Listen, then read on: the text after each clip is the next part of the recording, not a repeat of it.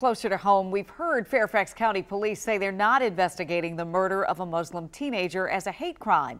But today, the county prosecutor says not so fast. He's not ruling anything out, including the possibility it was a hate crime. Northern Virginia Bureau Chief Peggy Fox is live at the mosque near where Nabra Hassanin was attacked. Peg?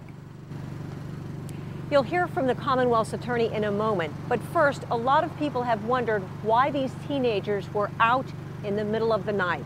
Well, this is Ramadan, the most holy time for Muslims, in which they fast from dawn until sunset. And during the last 10 days, they gather for all-night prayers at their mosque. That's what Nabra and her friends were doing here at their mosque, gathering for all-night prayers and a pre-dawn meal.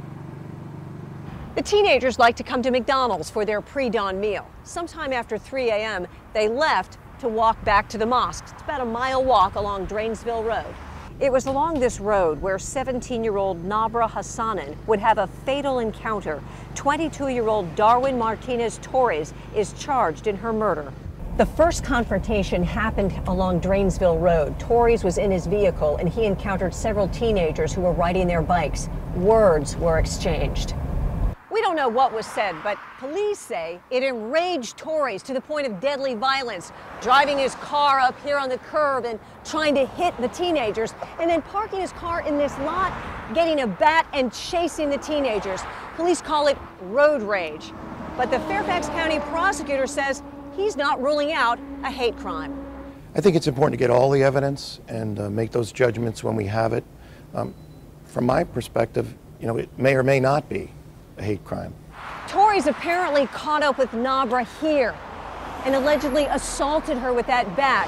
Police say she has blunt force trauma to her upper body. Then it's believed he put her in his car and dumped her in a pond a few miles away.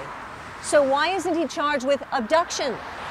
My chief deputy, Casey Lingen, and I are currently working and researching to see what other charges, if any, may apply here.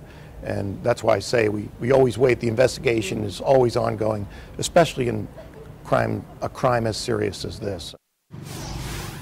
The next big piece of information could be the autopsy report. The medical examiner will determine cause of death, and that could give us more information to how she was killed. It could also lead to charges in Loudoun County because the pond, like the mosque, are both in Loudoun County.